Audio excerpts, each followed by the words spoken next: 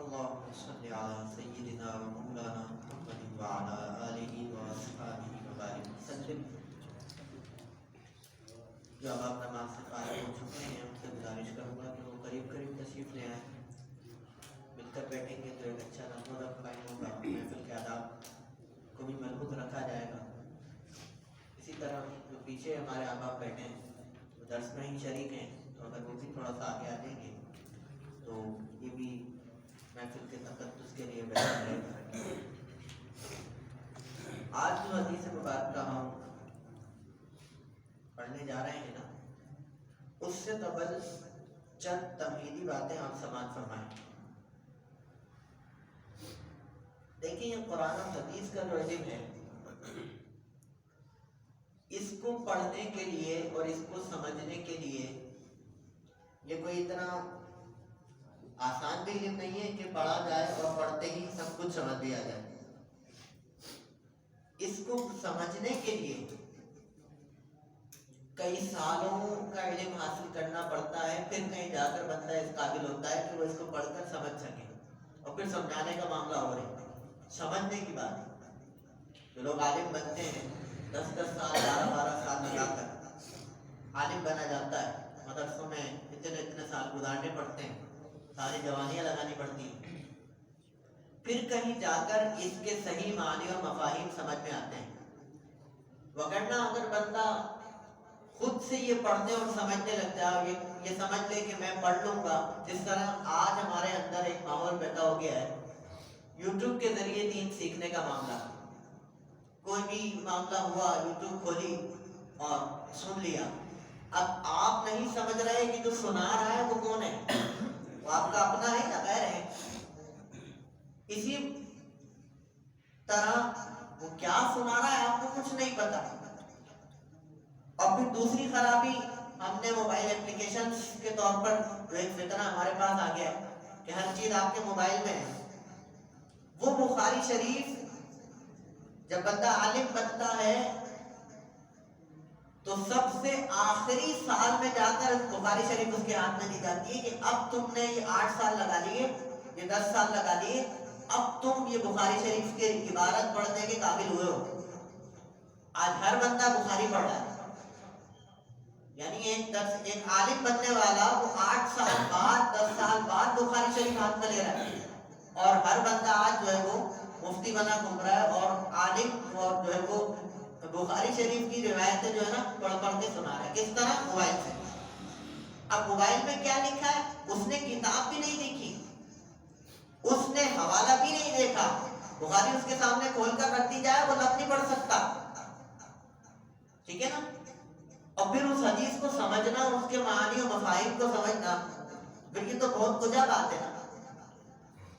میں نے بات کیوں شروع کی؟ پچھلے درس میں ہم نے ایک بات کہی کہ حضور علیہ السلام نے کیا فرمایا؟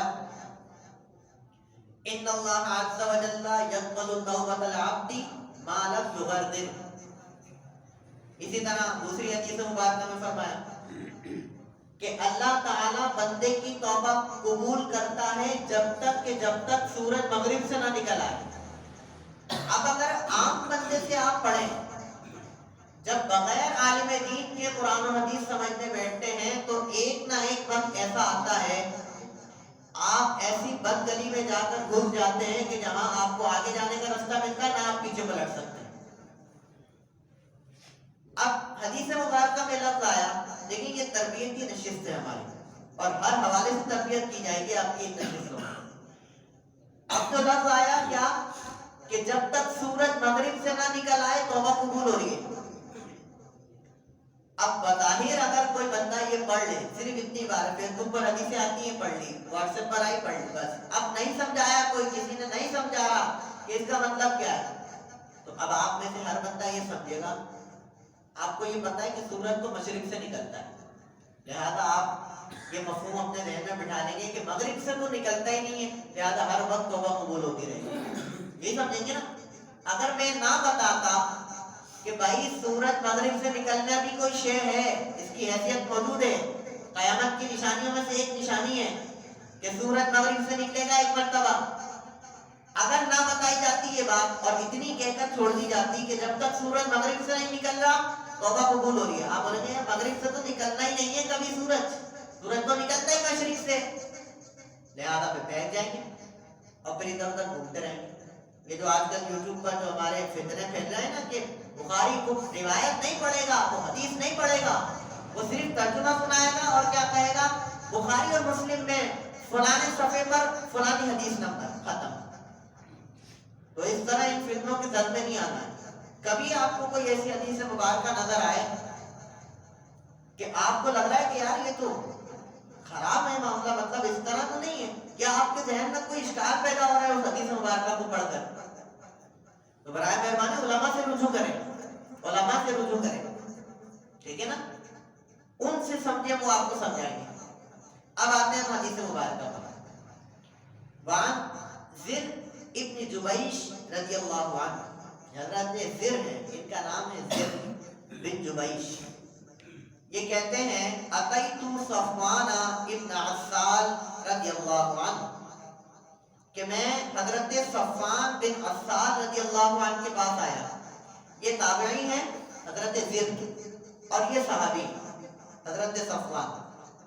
حضرت زر حضرت صفوان کے پاس آئے اور کہتے ہیں اسألہ عن المسح علی الخفین، میں اس وجہ سے ان کے پاس آیا کہ میں موضوع پر مسح کرنے کے متعلق ان سے کچھ پوچھوں گا۔ اب یہ موضوع پر مسح کیا ہے یہ ہم آپ کو ابھی ذکر کرتے ہیں۔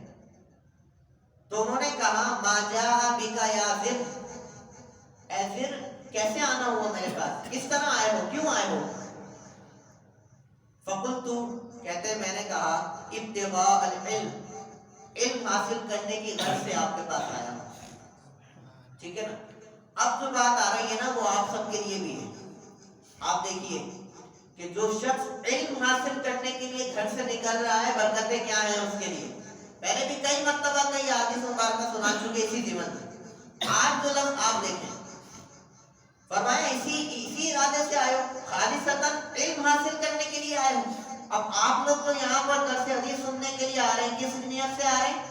علم حاصل کرنے کے لیے، سرکار کی حدیث مبارکہ سننے کو ملے گی، کچھ سیکھنے کو مل جائے گا۔ فرمایا اسی وجہ سے آ رہے ہو نا؟ فرمایا ہاں حضور میں اسی وجہ سے آ رہا ہوں۔ حضرت صفوان صحابی رسول فرماتے ہیں ان الملائکۃ تدعو اجنحتها لطالب العلم راضیا بما یطلب، کہ جب کوئی بندہ اپنے گھر سے علم حاصل کرنے کی غرض سے نکلتا ہے اللہ کے نوری فرشتے اس کے اعزاز میں اس کے قدموں کے نیچے اپنے پروں کو بچھا دیا کرتے ہیں۔ عظمت دیکھیے آپ صرف علم سیکھنے آنے کی، کہ آپ گھر سے نکل کر آ رہے ہیں اور اللہ کے نوری فرشتے آپ کے قدموں کے نیچے اپنے پر بچھا رہے ہیں، گویا کہ ریڈ کارپٹ آپ کا استقبال کیا جا رہا ہے۔ جب کوئی مہمان آتا ہے تو اچھے کارپٹ بچھائے جاتے ہیں نا، حضرت آئیں گے تو اس پگڈنڈی سے گزرتے ہوئے آئیں گے، ہے جی، تو آپ کے لیے فرشتے پر بچھا رہے ہیں۔ فرمایا اگر تم علم حاصل کرنے کے لیے آؤ نا یہ فضیلت ہے تمہاری۔ اب جو علم حاصل کرنے نکلے گا گھر سے اس کے لیے یہ فضیلت ہے، جو طالب علم بن کر نکلے گا اس کے لیے فضیلت ہے۔ فقلت انه قد حقق في صدري المسح على الخفين بعد الغائط والبول، کہتے ہیں کہ میں نے صحابی رسول سے عرض کی کہ آپ تو صحابی رسول ہیں اور مسح علی الخفین یعنی موزے پر مسح کرنے کے جو مسئلہ ہے وہ میرے ذہن سے کچھ مشتبہ ہو گیا ہے، کچھ خلط ملط ہو گیا، مجھے وہ مسئلہ اب صحیح سے ذہن میں نہیں رہا، تو میں آپ سے اس مسئلے کے بارے میں پوچھنے آیا ہوں۔ اب اس سے یہ بات بھی معلوم چلی کہ اگر کوئی کسی عالم صاحب کے پاس مسئلہ پوچھنے بھی آ رہا ہے تو وہ طالب علم بھی شمار کیا جائے گا۔ یہ مسئلہ پوچھنے آئے تھے نا صحابی رسول، فرمایا فجئت اسألک هل سمعته يذكر في ذلك شيئا، کہتے ہیں آپ تو صحابی رسول ہیں نا، آپ مجھے یہ بتائیے کہ کیا رسول کریم صلی اللہ علیہ وسلم نے مسح علی الخفین یعنی موضوع پر مسح کرنے کے متعلق کچھ فرمایا، آپ نے کچھ سنا ہے حضور سے؟ فرمایا قال نعم، میں نے سنا ہے، كان يأمرنا اذا كنا سفرا او مسافرين الا ننزع خفافنا ثلاثة أيام ولياليهم إلا من جنابة لیکن من غائط وبول ونوم. فرمائے ہاں میں نے سنا ہے، اور حضور نبی کریم صلی اللہ علیہ وسلم نے ہمیں موضع پر مسح کرنے کی اجازت پر عمل فرمائی ہے، اور اس کی مدت کتنی ہے؟ اگر ہم مسافر ہیں تو اس کی مدت 3 دن اور 3 راتیں ہیں. حالت جنابت کے علاوہ حالت نوم کے باعث اگر وضو ٹوٹے یا حدث اصغر یعنی استنجا وغیرہ کے واسطے سے وضو ٹوٹے تو جب وضو کیا جائے گا تو موضع پر مسح سے وضو درست ہے. میں آپ کو سمجھاؤں گا یہ موضع پر مسح کیا ہے. یہ بڑی انٹرسٹنگ چیز ہے، بڑا مزہ آئے گا آپ کو سننے میں. ہو سکتا ہے کہ اکثر لوگ ایسے ہوں گے وہ پہلی دفعہ سن رہے ہوں گے یہ کیا چیز ہے. ہلکا سا ٹچ دوں آپ کو، ٹچ آپ کی جستجو بڑھ جائے گی. موضع پر مسح کیا ہے؟ حضور علیہ السلام نے سردی کے موسم میں وضو فرمایا، منہ دھویا، ہاتھ دھوئے، سر کا مسح کیا، پیروں پر آپ نے موزے پہنے ہوئے تھے. اب پیر نہیں دھوئے، آپ نے ان موزوں کے اوپر ہاتھ گیلا کیا اور ہاتھ پھیرا، آپ کا وضو مکمل ہو گیا. یہ ہے موضوع پر مسح. ابھی اب کوئی جائے گا نہیں اٹھ کر یہ پورا مسئلہ سن کے جانا ہے. کہیں آپ جو ہے نا کل سے موضع پر مسح کرنا شروع کرتے ہیں. یہ پورا مسئلہ سن کے جانا ہے کہ وہ کون سے موضع ہیں اور کتنی شرائط ہیں. جب یہ موضع پر مسح ہوگا ایسے نہیں ہوگا، ہر بندہ اپنے موضع پر نہیں کر سکتا مسح. ٹھیک ہے نا؟ تو بڑا میں نے سنا ہے کہ بھائی 3 دن ہے، اگر مسافر ہیں تو اس کی مدت 3 دن اور 3 راتیں ہیں. پھر فرمایا هل سمعته يذكر في الهوى شيئا قال نعم كنا مع رسول الله في سفر فبينا نحن عنده اذا ناداه اعرابي بصوت له جهوري يا محمد صلى الله عليه وسلم فاجابه رسول الله صلى الله عليه وسلم نحو من صوته هاؤم. اب انہوں نے ایک اور بات سوال کی، چونکہ یہ علم پہلے جو حدیث و بارکہ لی جاتی تھی وہ ایسی لی جاتی تھی، ایک دوسرے کے پاس جایا جاتا تھا، محدثین کے پاس وہ حدیثیں سناتے تھے، پھر یہ آگے روایت ہوتی. اب انہوں نے ایک اور حدیث و بارکہ سنائی. فرمایا ہوا کے معاملے میں آپ سے پوچھتا ہوں. تو انہوں نے فرمایا ہاں ہم ایک مرتبہ حضور نبی کریم صلی اللہ علیہ وسلم کے ساتھ سفر پر تھے تو ایک اعرابی شخص نے بہت زور سے حضور کو آواز لگائی، یا محمد، اس طرح کر کے آواز لگائی چیخ کر، کیونکہ صحابہ کے نزدیک بے ادبی تھی. حضور کے سامنے آوازیں بلند کرنا بڑی بے ادبی ہے. قرآن کریم نے بھی اس پر آیت نازل فرمائی ہے. تو انہوں نے جب آواز لگائی نا اعرابی نے، اعرابی کون ہوتا ہے یہ بھی آگے بتاؤں گا. یا محمد، اے محمد صلی اللہ علیہ وسلم، فاجابہ رسول اللہ نحو من صوت ہاؤم. جب اس نے چیخ کر بولا نا اے محمد، تو سرکار نے بھی بولا میں یہ رہا، چیخ کر بولا. پھر اس کو اسی کی زبان میں چیخ کر جواب دیا، بولا میں یہ رہا. انہوں نے تھوڑا سا بلند آواز سے جواب دیا، وہی حتا اغضض من صوتک. تو میں نے اس بندے سے کہا تمہیں شرم نہیں آئی؟ تم نے یہ کیسے کر دیا کہ رسول کریم کے آگے اپنی آواز کو بلند کر دیا، اتنی بلند سے کہا. فَإِنَّكَ عِنْدَ النَّبِيِّ، تم تو حضور کے سامنے تھے، تم نے اتنی بلند آواز سے کیوں کہا؟ وَقَدْ نُهِيتَ عَنْ هَذَا فَقَالَ وَاللَّهِ لَا أَغْضُضْ قَالَ الْأَعْرَابِيُّ. تو جب اس اعرابی سے کہا نا کہ تم نے اتنی بلند کی، اس نے کہا میں تو بلندی بولوں گا، میں نہیں آواز کو نیچے کرتا. یہاں پر ایک بات سماعت فرمائیے، یہ جو اعرابی ہے نا، لفظ اعرابی جب حدیث مبارکہ میں آتا ہے اس کا مطلب ہوتا ہے دیہاتی، دیہاتی لوگ، دیسی لوگ. آج بھی آپ اگر کسی دیسی سے بات کریں گے نا تو آپ کتنے ہی بڑے علامہ فہمہ وہ آپ کو تو کر کے بلائے گا. جب وہ اس طرح، ان کی لینگویج اس طرح ہوتی ہے، ان کا ایٹیٹیوڈ اس طرح ہوتا ہے، ان کا رہن سہن اس طرح ہوتا ہے کہ وہ بڑے سلینگ ہوتے ہیں. سلینگ سمجھ رہے ہیں نا؟ ارے نارمل کیجول بالکل. اب وہ ارے یہاں بیٹھ جاؤ، یہاں بیٹھ جاؤ، آپ کتنے معتبر ہوں گے، وہ بولے گا تم یہاں بیٹھ جاؤ، اس طرح. تو یہ وہ اعرابی تھے بیچارے، دیہاتی صحابی تھے، تو انہوں نے اس طرح اپنے کیفیات میں کہہ گئے. انہوں نے کہا میں تو آواز نہیں نیچے کرتا میں کی. اب انہوں نے حضور سے فرمایا المرء يحب القوم ولما يلحق بهم. فرمایا کہ کوئی ایسا شخص ہے جو کسی سے محبت کرتا ہو، اچانک وہ اس کے سامنے آ جائے تو اس کی کیا کیفیت رہے گی؟ میں تو آپ سے محبت کرتا تھا، میں نے تو آپ کو دیکھا ہی نہیں تھا، آپ اچانک میرے سامنے آ گئے تو میری کیفیت بدل گئی، میں نے بول دیا. فرمایا حضور آپ بتائیے میرے مسئلے کہ کسی سے محبت کرتا ہے، ملا ہی نہیں ہے کبھی مگر محبت کرتا ہے، بڑی محبت کرتا ہے. ہم بھی حضور سے محبت کرتے ہیں، ملے نہیں ہیں آج تک. حضور نے دیکھیں کیسا کلیہ قاعدہ ہمیں عطا فرمایا. فرمایا المرء مع من احب یوم القیامہ، جو جس سے محبت کرتا ہے قیامت کے دن اسی کے ساتھ اٹھایا جائے گا. کس سے محبت کرتا ہے. ایک اور حدیث مبارکہ میں یہ سیاق ملتا ہے. ایک صحابی قیامت کب آئے گی؟ انہوں نے فرمایا تم نے قیامت کے لیے کوئی تیاری کر رکھی ہے؟ حضور کوئی تیاری نہیں کر رکھی، بس آپ سے محبت کرتا ہوں، اللہ اور اس کے رسول سے محبت کرتا ہوں، اس کے علاوہ کوئی تیاری نہیں. صحابی رسول کہہ رہے ہیں جن سے گناہ ہی نہیں ہوتا ہے، اتنے تقوی والے لوگ ہوتے ہیں کہ جو گناہ سے بچ بچ کے چلتے ہیں.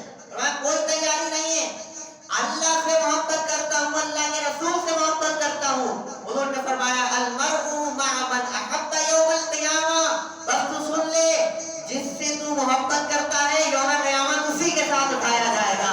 راوی کہتے ہیں کہ ہم نے ایمان کی خبر کے بعد، جنتوں کی بشارتوں کے بعد، ایمان کی خبر کے بعد کسی حدیث سے اتنا لوگوں کو خوش ہوتے ہوئے نہیں دیکھا جتنا حضور کی اس بات سے لوگوں کو خوش ہوتے ہوئے دیکھا. سند مل گئی نا، صحابہ تو حضور سے محبت کیا کرتے تھے. سند مل گئی کہ ہاں بھائی حضور کے ساتھ ہم رسول اللہ کے جنت رسول اللہ کی. ہاں بھائی حضور کے ساتھ رہنا ہے. ابھی ہم اس سے قطع نظر کہ عمل بھی ضروری ہے وہ بات نہیں، لیکن جو حدیث کا سیاق ہے وہ اس تناظر میں آپ کو سمجھا رہا ہوں، ٹھیک ہے نا. فما قال يحدثنا حتى ذكر بابا من المغرب. پھر کہتے ہیں کہ حدیثیں سناتے گئے حضرت صفوان صحابی رسول، حدیثیں سناتے گئے. پھر انہوں نے ایک ایسے باب کا تذکرہ کیا کہ جو مغرب کی طرف تھا.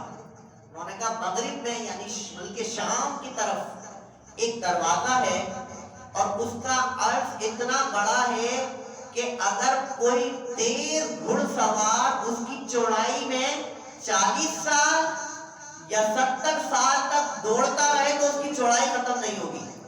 اتنا بڑا دروازہ ہے. مغرب میں ایک دروازہ ہے.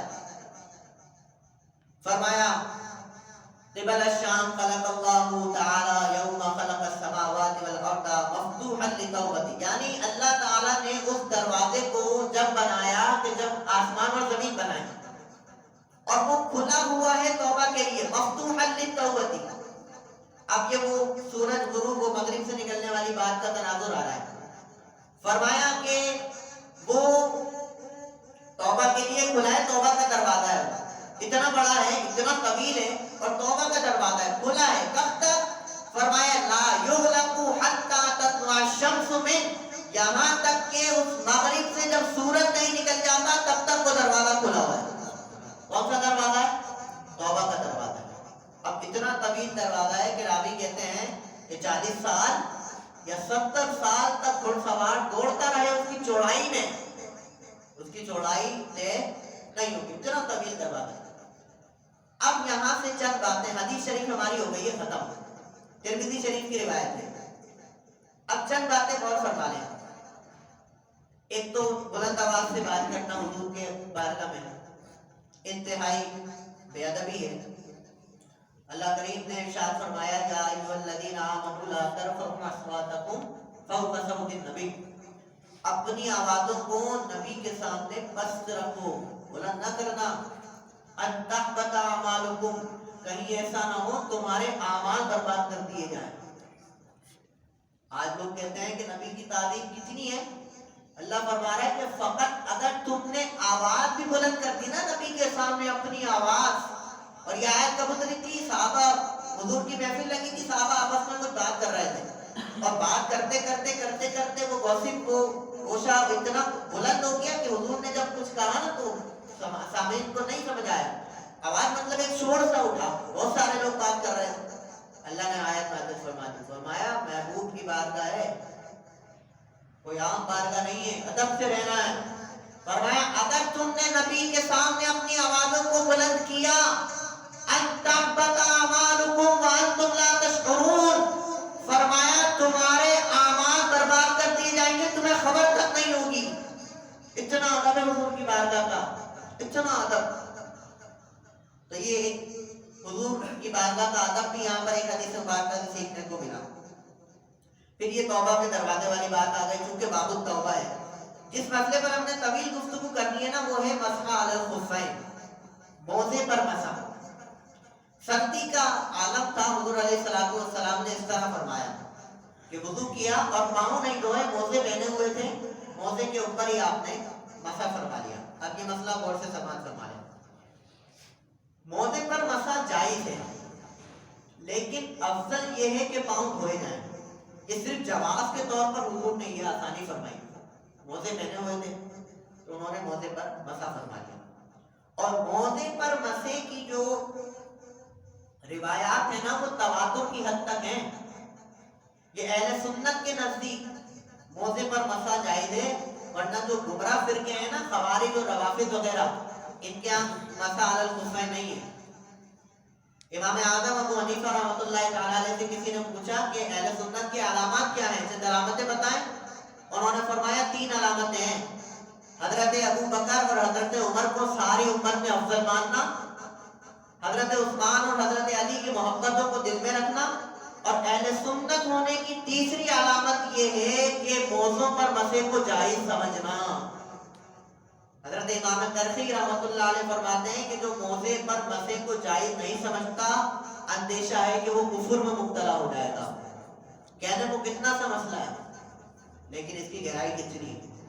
اب موزہ کون سا ہوگا، کس پر مسح کیا جائے گا، ٹھیک ہے نا، اس کی چند شرائط ہے.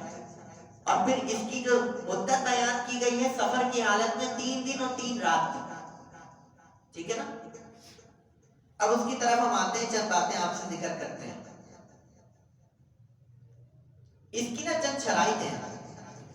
پہلی شرط تو یہ ہے کہ حالت جنابت میں مسح کافی نہیں ہوگا، غسل کرنا پڑے گا، موزے اتارنے پڑے گا. یعنی اگر کوئی موزے پہنا ہوا تھا اور اوپر جم طارب ہو گیا، غسل واجب ہو گیا، ٹھیک ہے نا، تو اب وہ کہے کہ بھائی میں سارا بدن تو دھو لوں گا لیکن پیروں کو میں مسح کر لوں گا، تو یہ مسح درست نہیں ہوگا. غسل کی حالت میں موزے اتارنے پڑیں گے، ٹھیک ہے. اب موزے کون سے ہوں گے؟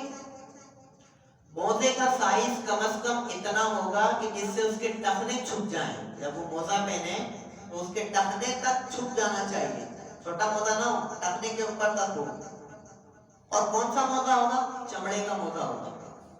ہم جو موزے پہن رہے ہیں ان موزوں پر مسح نہیں ہوگا. اس کی سادی سی مثال یہ دے رہے ہیں، ایسا موزہ کہ جس پر پانی بہایا جائے تو جسم پر پانی نہ لگے، یہ سادی سی بات ہے.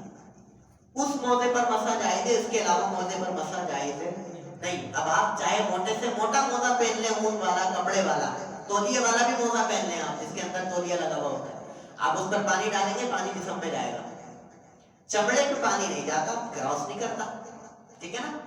تو چمڑے کے موزے پر مسح کرنا درست ہے، اس کے علاوہ موزے پر مسح کرنا درست نہیں ہے.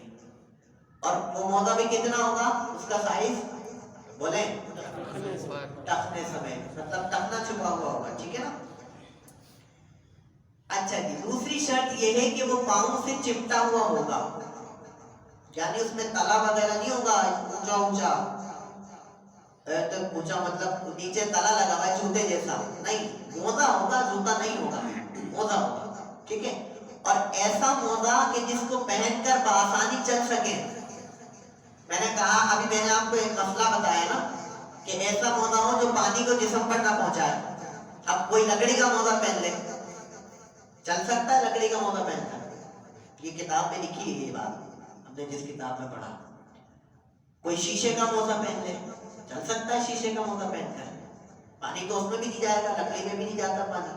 نہیں، ایسا موزہ ہوگا جو چمڑے کا ہوگا، ٹخنوں تک ہوگا اور پاؤں سے چپٹا ہوا ہوگا. یعنی موزہ پہنتے تو وہ چپک جاتا ہے پاؤں سے، ٹھیک ہے نا. ایسا موزہ ہوگا، اور ایسا موزہ ہوگا کہ جس کو پہن کر بآسانی چلا جا سکے، ٹھیک ہے. اچھا جی، ایک اور شرط، وضو کر کے پہنا ہوگا اس موزے کو، وضو کر کے. یعنی ایک شخص نے، اب میں آپ کو اس کی کنڈیشن بتاؤں کیا کنڈیشن. ایک شخص نے وضو کیا اور وضو کرنے کے بعد موزے پہن لیے، جس طرح پہنتے ہیں وہ موزہ پہن لیا اس نے. اب وضو کرنے کے بعد اس نے موزہ پہنا اور موزہ پہننے کے بعد اس کا وضو ٹوٹ گیا کسی مقصد سے، نیند آ گئی، واش روم چلا گیا, موزہ نہیں اتارا, موزہ پہنا ہوا ہے, ٹھیک ہے, تو ایسی صورت میں کیا کرے گا, آپ کو وضو کرے گا اور پاؤں کی جگہ پر مسح اگر کر لے تو اس کا وضو درست ہو جائے گا. اور ایک اور بات مزے کی آپ سماعت فرمائیے, اس نے موزہ پہنا ہوا ہے, مسح کر لیا, وضو ہو گیا, لیکن جیسے ہی موزہ اتارے گا وضو گیا. یہ بھی بات لازم آپ سماعت فرمائیے, موزہ اتارا, پاؤں دھونے پڑیں گے, وضو گیا. سمجھ آ گئی؟ اچھا جی, وضو کرنے کے بعد موزہ پہنا تھا, یہ بھی بات یاد رکھیے. ناپاکی کی حالت میں موزہ نہیں پہنا اس نے, وضو کی حالت میں موزہ پہنا تھا, تب درست ہوگا. یہ کثیر شرائط, میں آپ کو شرائط اس وجہ سے بتا رہا ہوں, لیکن یہ کرنا تو ہم نے ہے نہیں, کرتے تو عموماً ہم ہے نہیں نا موزے پر مسا, نہ ہم وہ موزے پہنتے جس موزے کی یہاں بات ہو رہی ہے, ہم تو ایسے موزے پہنتے بھی نہیں ہیں, ٹھیک ہے نا. اچھا جی, اب مدت کیا ہے اس کی؟ حدیث مبارکہ میں آیا نا, اگر مسافر ہو تو 3 دن اور 3 رات, اور اگر مقیم ہو 1 دن اور 1 رات اس کی مدت. یعنی اس نے موزہ پہنا ہوا ہے, وضو کیا, موزہ پہن لیا, اب اگر اس نے دوبارہ وضو اٹھا, اس نے موزے پر مسح کیا, تو اب اس مسح سے جو وضو ہوا ہے نا, اگر یہ شخص مقیم ہے, یعنی مقیم اپنے گھر پر ہے, آبائی علاقے میں ہے, تو 1 دن اور 1 رات ہے اس کی مدت, اس وضو کی. 1 دن اور 1 رات گزرے گا تو خود اس کا وضو ختم ہو جائے گا, ٹھیک ہے, موزے پر مسے کی صورت میں. اور مسافر ہونے کی صورت میں 3 دن اور 3 راتیں کرے گا, 3 دن اور 3 راتیں گزریں گی تو کیا ہوگا, وضو ختم, خود بخود ختم ہو جائے گا. تو یہ ہے مسح علی الخفین, خف کہتے ہیں موزے کو نا. تو یہ موزے پر مسح کا ایک اہم مسئلہ تھا جو اس حدیث مبارکہ میں ذکر کیا گیا تھا.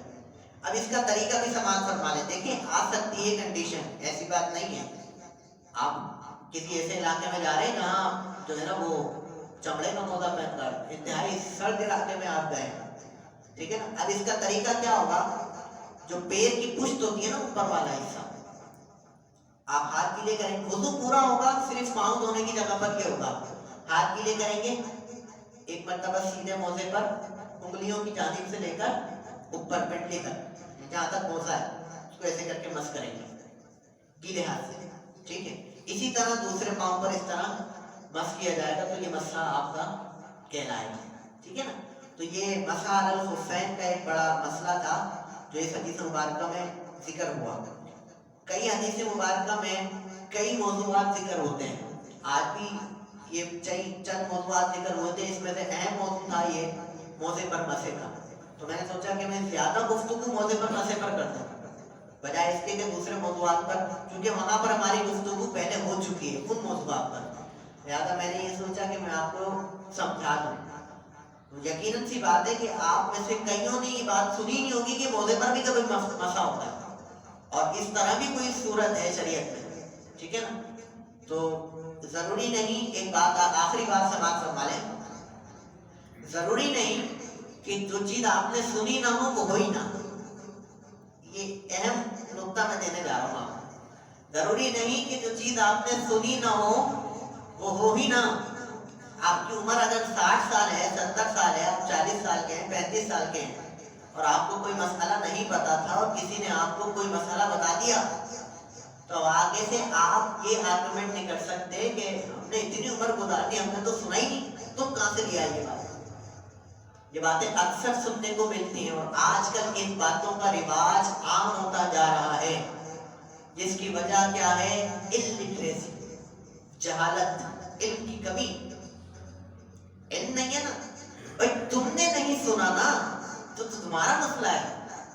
مسئلہ تو کئی 100 سال پہلے سے لکھا ہوا ہے, 1200 سال 1300 سال پہلے سے مسائل مرتب ہیں, اور پھر حضور کے زمانے سے ہی تو یہ مسائل نکلے قرآن و حدیث سے. لیکن اگر آپ نے نہیں سنا تو اس میں میرے چچا آپ کی غلطی ہے, علامہ صاحب کی غلطی نہیں ہے, یا اس بندے کی نہیں ہے کہ جس نے آپ کو مسئلہ بتایا, آپ کی غلطی ہے. ہاں, تو آپ آرگومنٹ نہیں کر سکتے. لہذا اگر کوئی نئی بات آپ کو سننے کو مل رہی ہے اور کسی عالم دین سے سننے کو مل رہی ہے, تو اگر آپ کو شک ہے نا تو آپ خاموشی اختیار کر کے آپ کسی اور سے پوچھ لیں کہ یہ مسئلہ اس طرح ہم نے سنا ہے، بتائیے کیا معاملہ ہے. لیکن آپ اگر اس پر جھگڑیں گے اور آپ اس پر نظر کی کیفیت طاری کریں گے کہ یار ہم نے تو نہیں سنا، پتہ نہیں کہاں سے نئی بات لے آیا، تو یہ کرنا آپ کے لیے شرعاً جائز نہیں ہوگا. اور کہیں خدا نہ خواستہ اگر حدیث متواتر یا نص قطعی سے اگر وہ مسئلہ ثابت ہو رہا اور اس مسئلے کی آپ نے تکفیر کر دی، قرآن کریم کی آیت سے کوئی مسئلہ ثابت ہو رہا تھا، حدیث متواترہ سے کوئی مسئلہ ثابت ہو رہا تھا، آپ نے اس کی تکفیر کر دی، آپ نے اس مسئلے کو جھٹلا دیا، آپ کا ایمان گیا، خارج آ. نص قطعی کا انکار ایمان کو خارج کر دیتا ہے، حدیث متواترہ کا انکار خارج کر دیتا ہے. کلمہ پڑھنا پڑے گا دوبارہ، شادی شدہ ہے تو دوبارہ نکاح بھی کرنا پڑے گا. کتنی کیفیات ہیں معلوم ہے آپ کو، کتنی احتیاطیں ہیں. تو شریعت کے معاملے میں کف لسان رکھنا پڑتا ہے، زبان بند. وَلَا تَقْفُ مَا لَيْسَ لَكَ بِهِ عِلْمٌ إِنَّ السَّمْعَ وَالْبَصَرَ وَالْفُؤَادَ كُلُّ أُولَٰئِكَ كَانَ عَنْهُ مَسْئُولًا. اللہ تعالیٰ نے قرآن کریم میں ارشاد فرمایا کہ جس معاملے میں تمہیں علم نہ ہو نا اس معاملے میں بحث و بحث نہ کرو. وَلَا تَقْفُ مَا لَيْسَ لَكَ بِهِ عِلْمٌ، جس معاملے کا تمہیں علم نہیں ہے اس معاملے میں اپنی تحقیقیں اور اپنی منطقیں لڑانے کی ضرورت نہیں ہے. تمہیں علم نہیں ہے، تم اس معاملے میں بحث مت کرو، اپنے پاس سے اپنی جو ہے وہ خود مجتہد نہ بنو. ان السمع والبصر والفؤاد كل اولئک کان عنہ مسئولا. فرمایا جو تم سنتے ہو، یہ جو تم دیکھتے ہو، جو بولتے ہو نا، ایک ایک چیز کا حساب دیا جائے گا قیامت کے دن. كل اولئک کان عنہ، ہر ایک کے بارے میں تم سے سوال ہوگا کہ تم نے بات سنی تھی نا، کیوں سنی؟ بری بات تھی نا، کیوں سنی؟ تم نے بات بولی نا، تمہیں نہیں پتا تھا، تم اپنی مرضی سے دنا دن فتوے، ادھر نمازی پہ فتوا، ادھر نمازی پہ فتوا. آپ نے 20 سال نمازیں پڑھ لی تو آپ دے فتوا، کبھی کسی کو رگڑ لیں، کبھی کسی کو رگڑ لیں. تم یہ نہیں کر سکتے. تم امام صاحب بیچارے آتے ہیں نماز پڑھا کر چلے جاتے ہیں، وہ نمازیوں پر فتوے، تم یہ کر رہے ہو تمہاری نمازی، تم یہ کرو تمہاری. مولانا آپ کو کس نے اختیار دے دیا؟ اچھا چلے صحیح مسئلہ بتائیں نا تو پھر بات سمجھ بھی آتی ہے، لیکن کوئی ایسی بات بتا رہے جو ہے ہی نہیں، اپنی طرف سے جو انہوں نے جو اپنے تفردات جو ہے وہ شیئر کرتی ہے. ہوتا ہے نا امین بھائی، یہ سب آپ کے سامنے کئی نمازیوں نے شکایت بھی کی، ہوتا ہے نا. تو بابا آپ سے پوچھا جائے گا ان السمع والبصر والفؤاد، جو سنتے ہو، جو دیکھتے ہو، جو بولتے ہو، کل اولئک کان عنہ مسئولا، ایک ایک چیز کے بارے میں سوال ہوگا. تم نے سمجھ کیا رکھا ہے زندگی کو؟ تم ایک ایک قدم اٹھا رہے ہو، اس کے بعد اللہ کی بات کا جواب دینا پڑے گا. اللہ تعالیٰ ہمیں ایسی چیزوں سے بچنے کی توفیق عطا فرمائے جس معاملے میں نہ پتا ہو اس میں اپنی زبان بند رکھنے کی توفیق عطا فرمائے. ٹھیک ہے نا. اور اگر آپ کے پاس کوئی آتا ہے کہ حضرت آپ بڑے نمازی ہیں، حضرت 35 سال سے نماز پڑھ رہے ہیں، آپ مجھے بتا دیں، تو آپ اس کو بولیں یار میں نمازیں پڑھ رہا ہوں، وہ بات اپنی جگہ، لیکن میں علامہ نہیں ہوں، آپ کسی عالم دین سے رجوع کر لیں. آپ کی بھلائی اسی میں ہے کہ آپ اس کو کسی عالم صاحب کے پاس ریفر کرنے. بولا یار امام صاحب سے پوچھ لو یا کسی علامہ صاحب سے پوچھ لو، مجھے اس بارے میں علم نہیں ہے. ٹھیک ہے نا. اس معاملے میں بڑی احتیاط کرنی ہے. اللہ تعالی ہمیں عمل کی توفیق عطا فرمائے. وآخر دعوانا ان الحمدللہ رب العالمین. اللهم صل على سيدنا ومولانا محمد وعلى آله وأصحابه وبارك وسلم. اللهم ربنا تقبل منا إنك أنت السميع العليم وتب علينا إنك أنت التواب الرحيم. ربنا آتنا في الدنيا حسنة وفي الآخرة حسنة وقنا عذاب النار. وصلى الله تعالى على حبيبه خير خلقه محمد وعلى آله وأصحابه أجمعين برحمتك يا أرحم الراحمين.